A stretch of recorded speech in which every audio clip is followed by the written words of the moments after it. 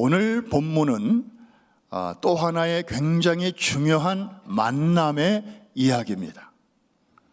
자, 지난주에 우리는 백부장의 병든 하인이 고침받는 그런 참 드라마틱한 스토리를 나누었습니다. 예수님이 깜짝 놀라신 그런 믿음의 이야기였습니다. 유대인도 아니고 이방인.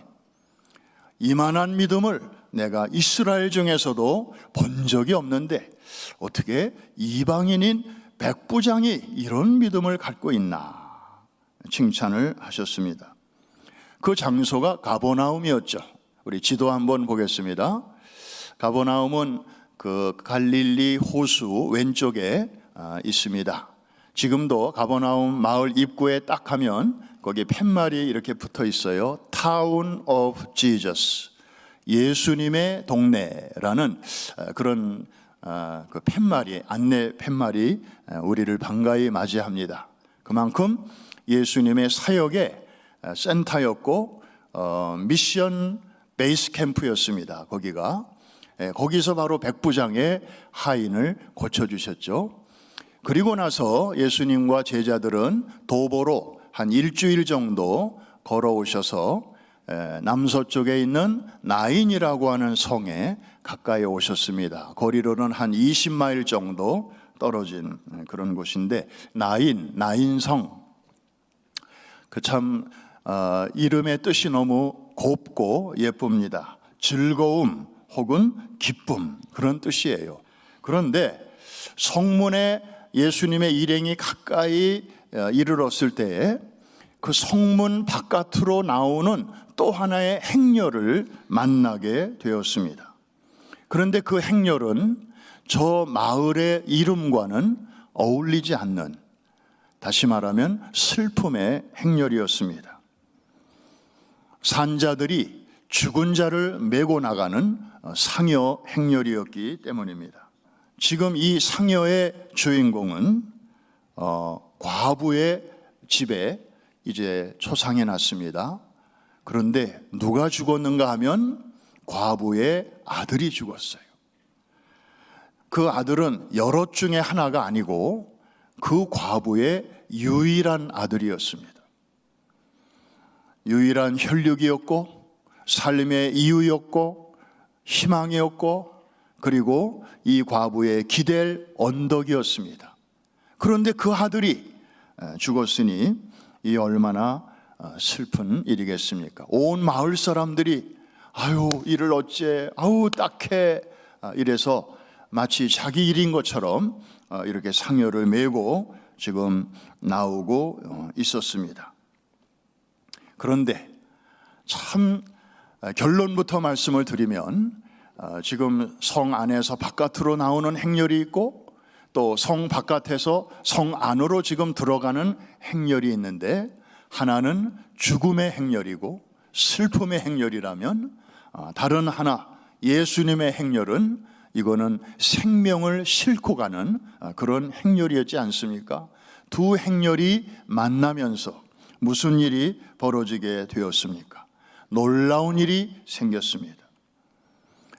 죽음의 행렬이 그 생명의 행렬을 삼킨 것이 아니고 생명의 행렬이 죽음의 행렬을 아주 삼켜 버렸습니다.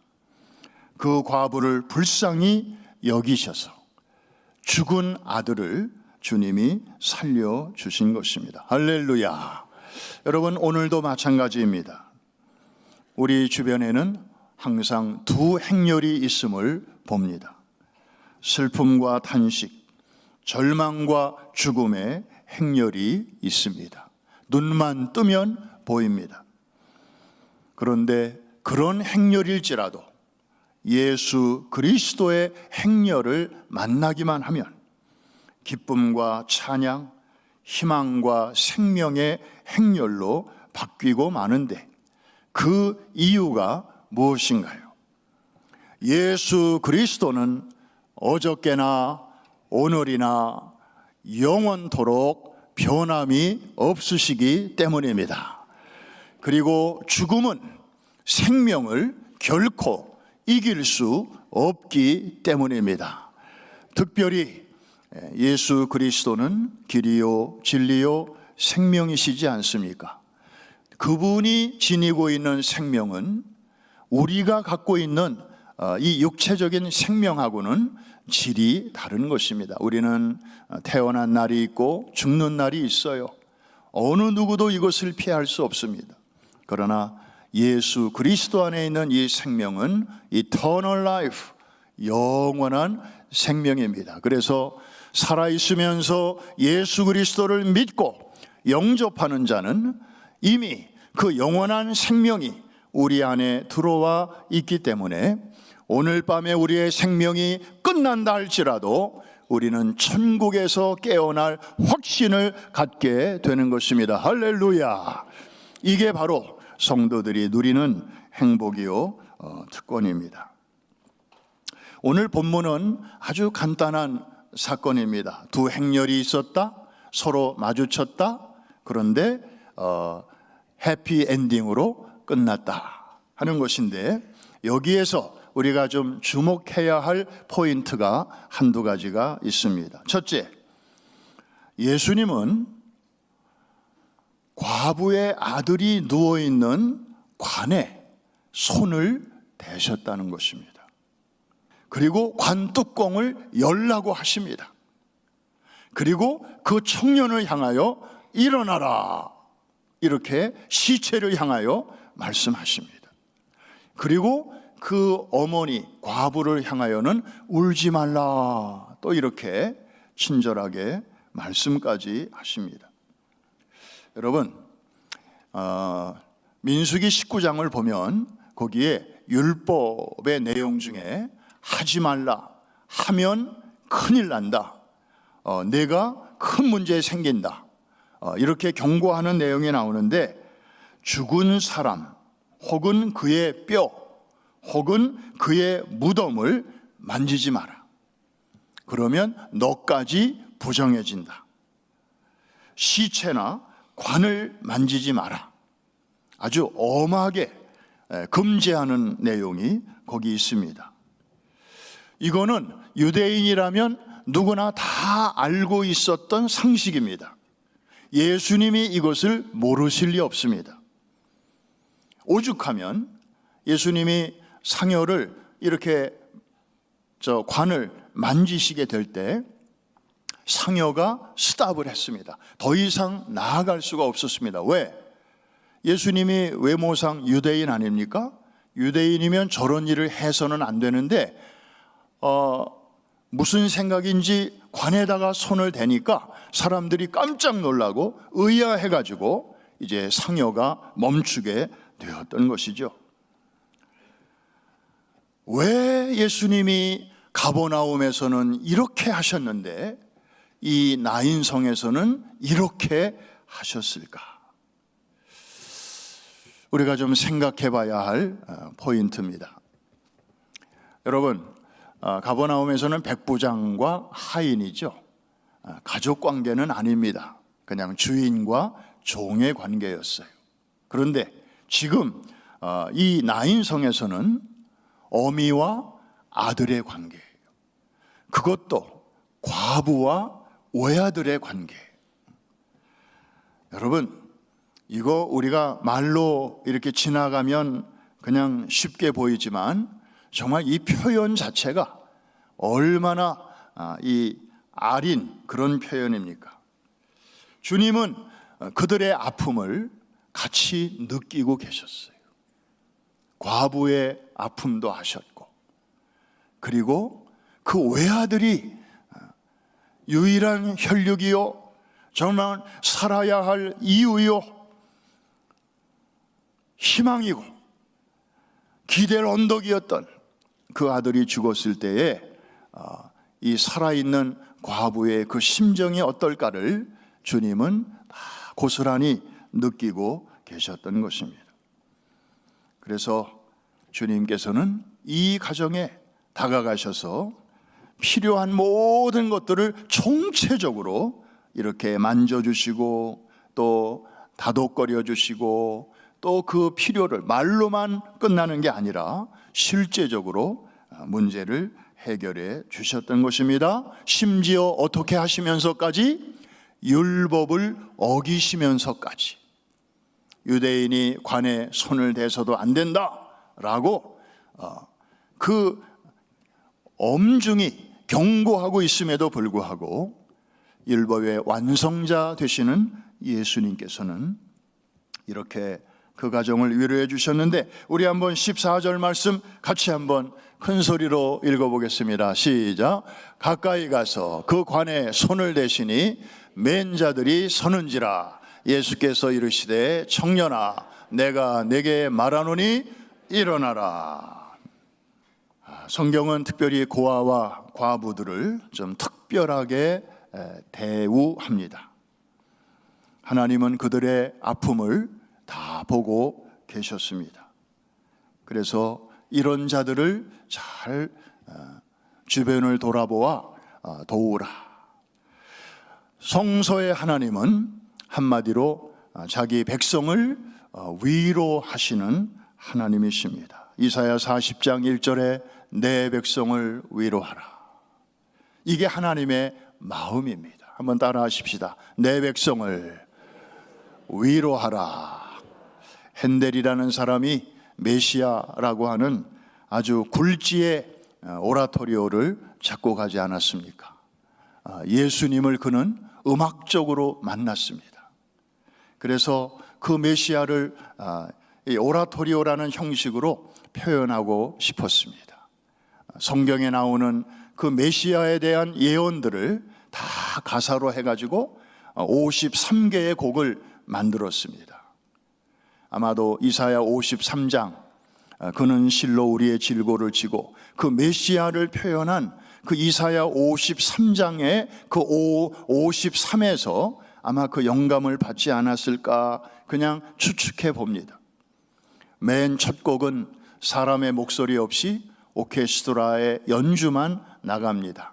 심포니아 서곡이 끝나고 그 다음에 드디어 사람의 목소리가 처음으로 나오는 두 번째 곡에 테너가 나와서 인간의 목소리로 가사가 있는 곡을 부르는데 바로 그 첫 가사가 위로하라는 것입니다. Comfortee, 너희는 위로하라. My people, 내 백성을 위로하라. 하나님이 메시아를 이 땅에 보내신 궁극적인 목적이 무엇인가를 이 핸델은 정확하게 알고 있었습니다. 그래서 그 중요한 첫 가사를 그렇게 붙인 것입니다. 여러분, 성서의 하나님은 구약을 봐도 신약을 봐도 우리를 책망하시고 징계하시고 누가 또 죄를 범하나 감시하시고 그럴 때마다 또 야단치시고, 물론 공의로우신 하나님이시죠. 얼마나 공의로우시면 우리 속에 있는 죄악을 그대로 두실 수가 없어서 그거를 해결하시려고 당신의 하나밖에 없는 아들을 선뜻 내어주시기까지 했겠습니까? 여러분, 이거를 사랑으로만 보면 안 돼요. 하나님이 얼마나 정확하시고 얼마나 이 죄를 참지 못하시는 분이신가를 동시에 봐야 하는 것입니다. 이해가 되시면 아멘. 자, 우리 16절로 한번 넘어갑니다.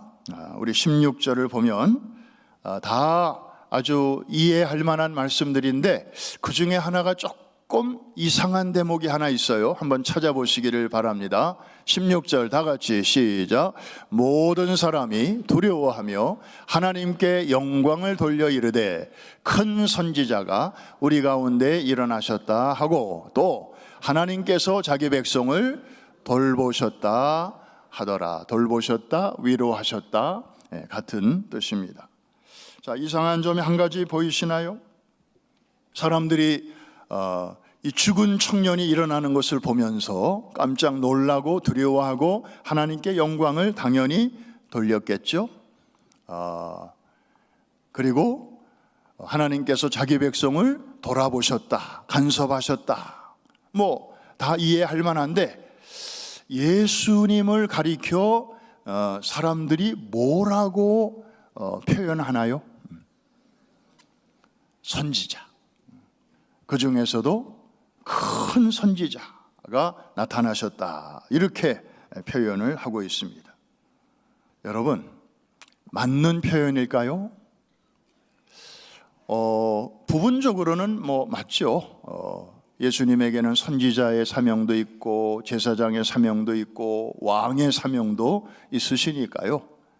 그리고 큰 선지자라고 표현하니까 아주 틀린 표현은 아니에요. 그러나 예수님을 정확하게 온전하게 표현하는 그런 것은 아닙니다. 예수님은 저 소리 들으시려고 오신 분이 아니거든요.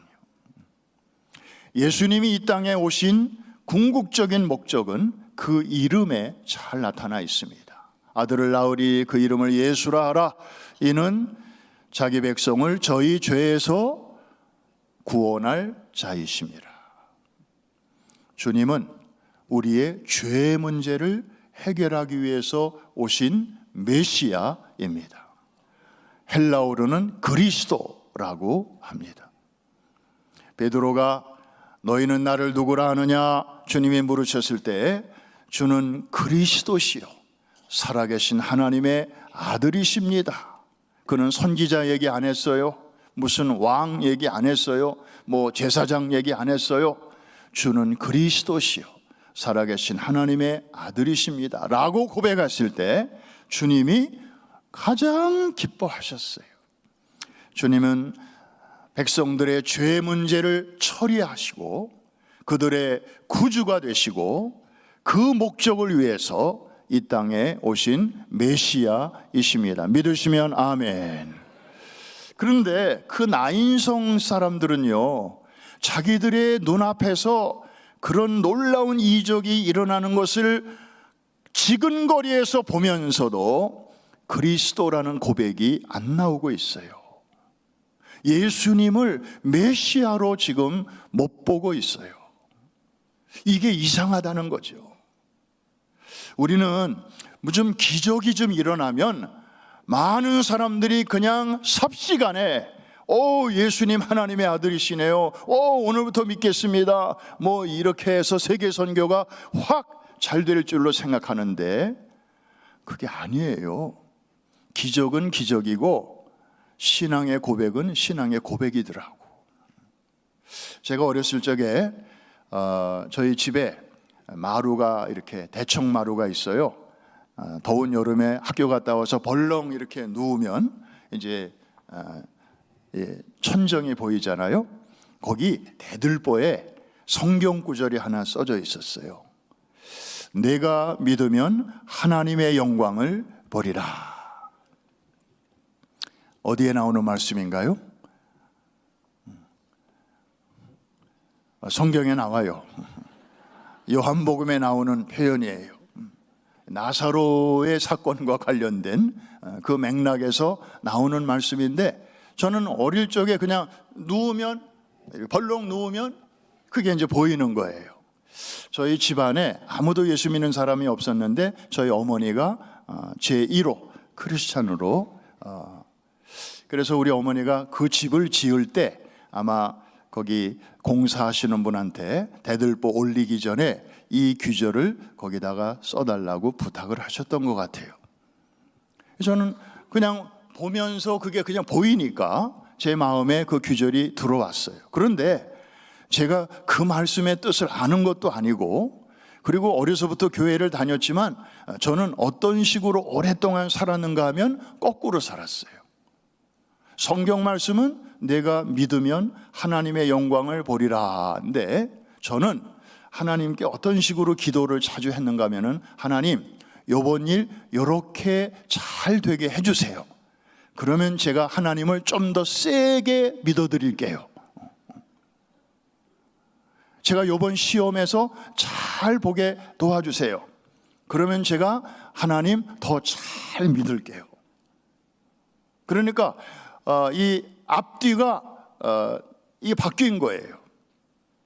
하나님은 내가 나를 믿으면 하나님의 영광, 기적, 그리고 은혜를 내가 경험하리라, 그런 말인데, 저는 이거를 뒤집어서 하나님이 먼저 저에게 요렇게 요번 주식 투자 잘 되게 하시고, 또 요번에 집값 잘 오르게 하시고, 뭐 이렇게 내가 생각하고 있는 조건들을 하나님이 잘 이렇게 해주시면 제가 더 왕창 믿을게요.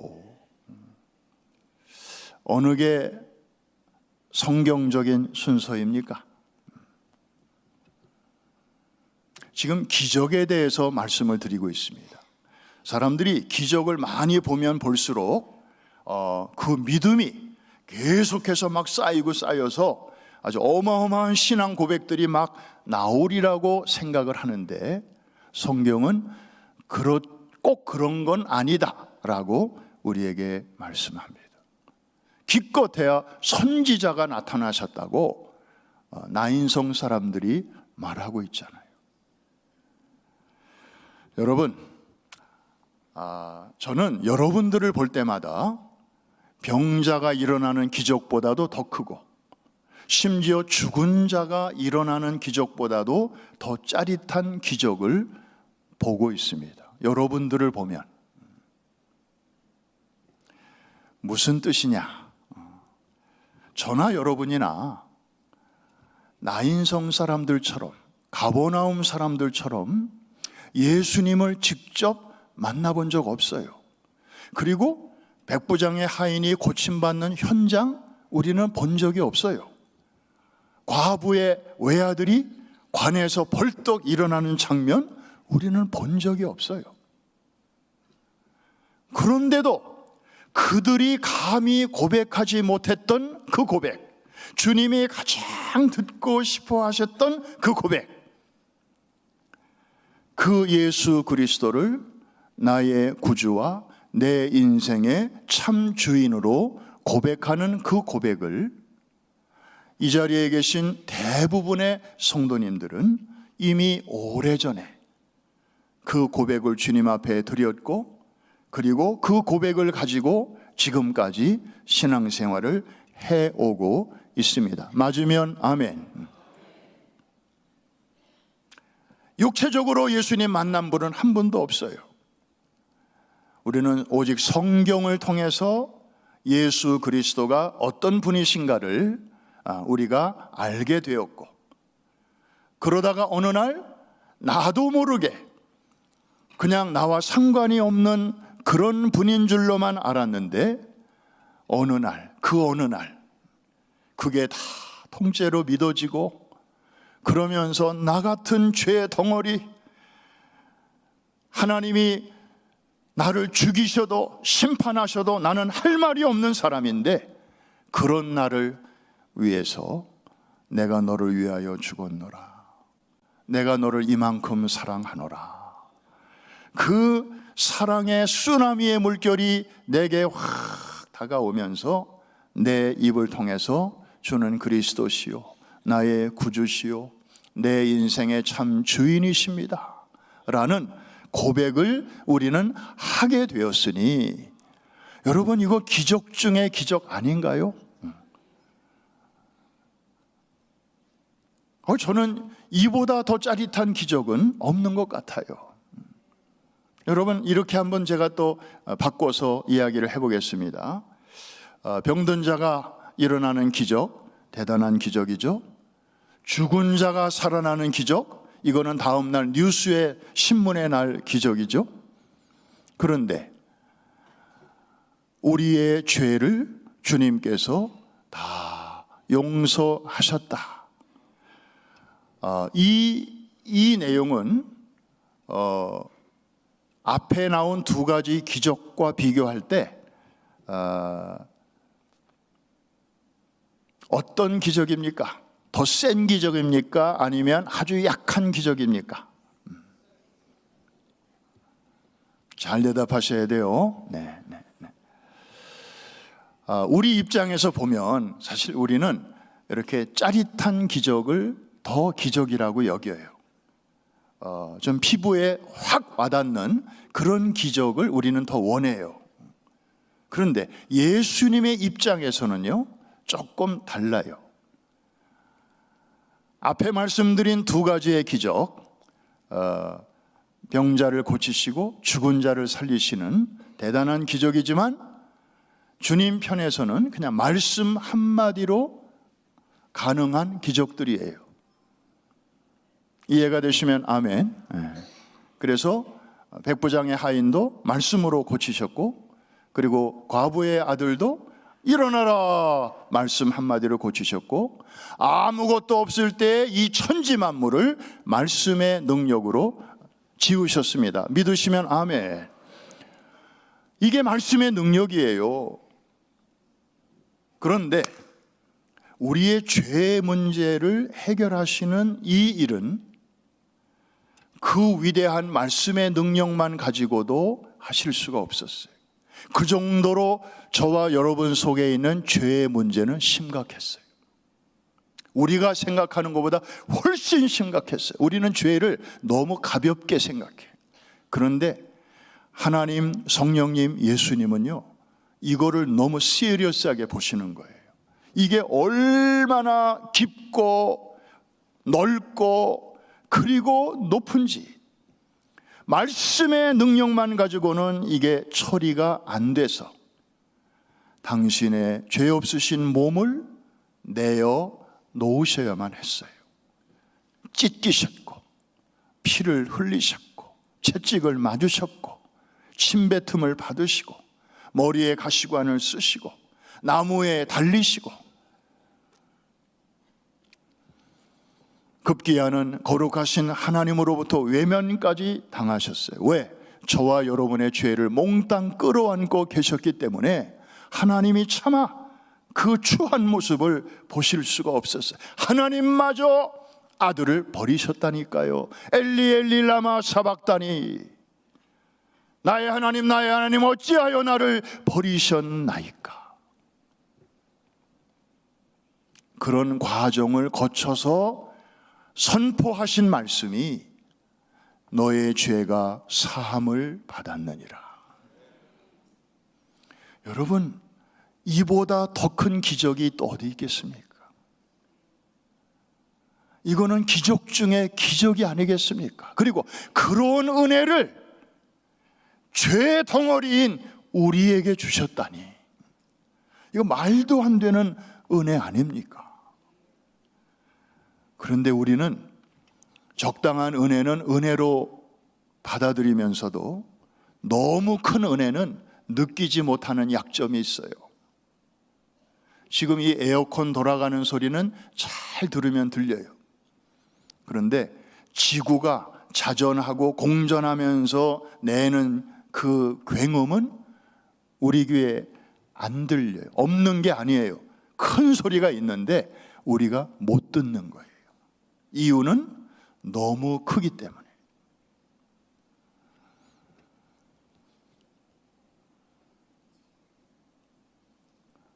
나인성 사람들은 그 어마어마한 주님의 능력을 바로 눈앞에서 목격하면서도 겨우 한 고백은 선지자라는 고백에 그쳤어요. 여러분의 고백은 지금, 예수님에 대한 고백은 어디까지입니까? 여러분에게 예수님은 어떤 분이십니까?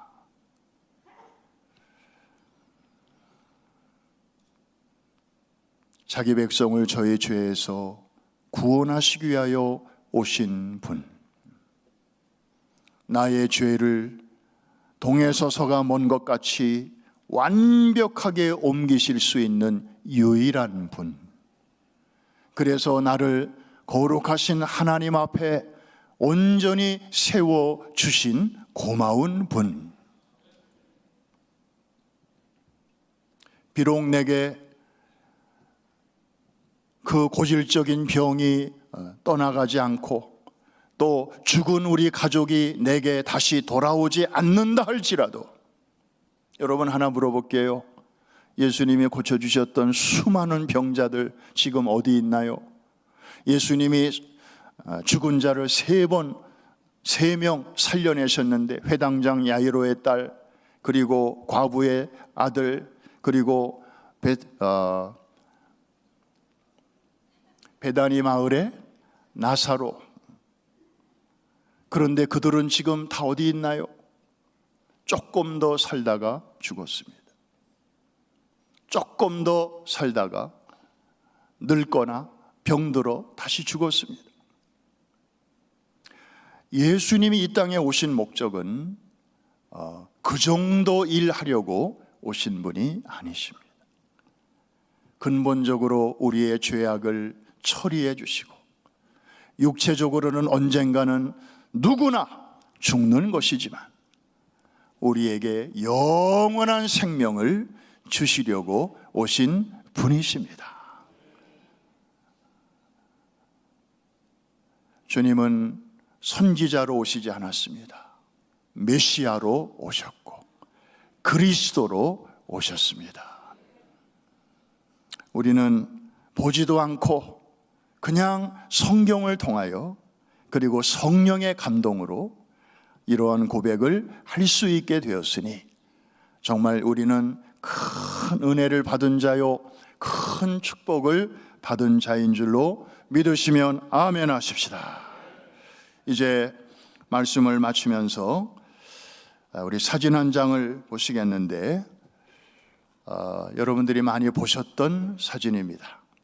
2001년 9월 11일 쌍둥이 빌딩 차례차례 피격을 받고 이제 불타고 있었고 언제 무너질지 모르는 그런 긴급한 상황 속에서 빌딩에 남아있던 사람들은 저마다 살기 위해서 저 좁은 통로를 통해 오른쪽에 있는 사람들은 열심히 저렇게 온몸이 땀에 젖으면서 또 호수의 물에 젖으면서 저렇게 내려가고 있었습니다. 바로 동시에 왼쪽으로는 저렇게 헬멧을 쓰고 또 소방관의 유니폼을 입은 저분만이 아니라 뒤에 계속해서 소방관들이 올라오고 있었습니다.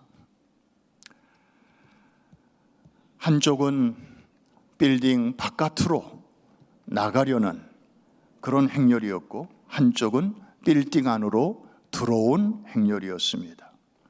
한쪽은 살기 위해서 내려가는 행렬이었고 다른 한쪽은 누군가를 건지기 위해서 올라가는 행렬이었습니다.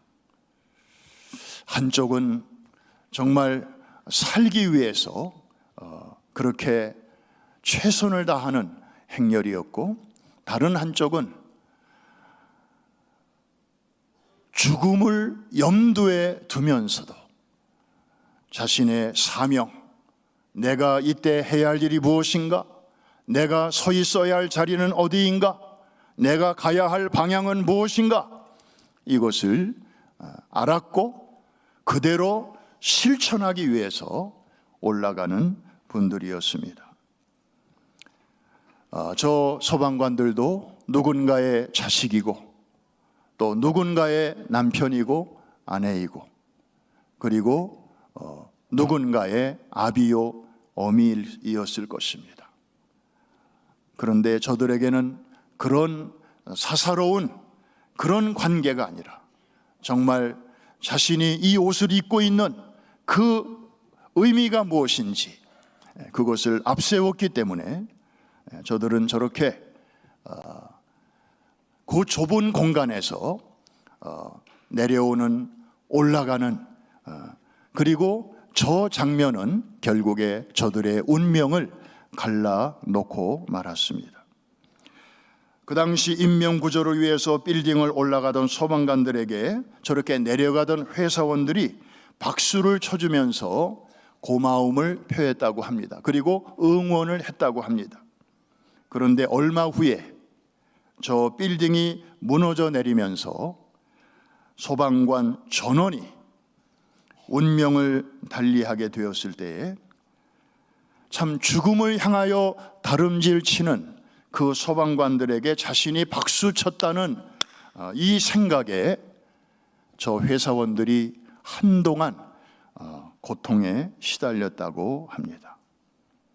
저분들도 자신의 임무를 잘 마치고 자기들처럼 같이 살았으면 미안하지 않았을 텐데, 덜 미안했을 텐데, 자신들은 그저 내려오기에 바빠서 살았고 저분들은 남 구하다가 죽었다는 그 생각이 내내 지금까지도 미안한 마음으로 남아있는 것이죠. 저는 저 사진을 이렇게 보면서 저 맨 앞에 있는 소방관, 그 얼굴을 한참 동안 마주했습니다. 저분은 무슨 생각을 했을까? 저 표정은 뭘 말하는 것일까? 그러면서 문득 예수님 닮았다, 그런 생각이 들었습니다. 어디선가 본 예수님의 초상화와 이렇게 오버랩이 되는 그런 느낌을 받았습니다. 여러분, 예수님은 살기 위하여 오신 분입니까? 죽기 위하여 오신 분입니까? 너무 어려운 질문을 드렸군요. 우리는 살기 위해서 태어납니까? 죽기 위해서 태어납니까? 역시 어려운 질문인가 보네요. 우리는 살기 위해서 태어나죠. 잘 살아보려고. 그런데 예수님은 나실 때부터 죽기 위하여 오신 분이십니다. 여러분, 창세기 3장 15절 이후 예수님은 이 땅에 오셔서 당신의 목숨을 제물로 내놓으심으로 우리의 구원, 하나님의 뜻을 이루실 것을 수십 번, 수백 번 우리에게 말씀하시면서 하늘의 미랄이 땅에 떨어져 죽지 아니하면 열매를 맺지 못하나니, 수없는 말씀을 우리에게 하신 것입니다. 저는 저 소방관의 표정을 보면서 저 사람은 지금 죽으러 가는 겁니다. 남을 살리기 위해서도 가지만 결국에는 그러다가 죽을 확률이 거의 100%, 그걸 알면서도 저분은 올라갔던 것입니다. 여러분, 우리는 예수 믿는 사람입니다. 예수님을 모시고 사는, 그래서 크리스천이라고 말을 합니다. 말씀을 마치면서 우리 주변에는 항상 두 행렬이 있습니다. 죽음의 행렬이 있고 생명의 행렬이 있습니다. 살기 위해서 달려가는 행렬이 있고 또 누군가를 살리기 위해서 걸음을 옮기는 숭고한 행렬도 있습니다. 박수만 치는 인생이 있고 그 박수치기를 멈추고 그 손으로 그 시간에 한 명이라도 더 건져내려고 애쓰는 그런 인생도 있습니다. 예수님의 놀라운 기적을 보면서 그저 선지자 정도로 말하는 무리, 군중이 있는가 하면 그 예수님을 내 죄를 처리하시기 위하여 이곳까지 오신 유일한 메시아 그리스도, 나의 구주, 그리고 내 인생의 참 주인이라고 고백하는 제자가 있습니다. 오늘 우리는 둘 중에 어느 행렬에 서 있는가?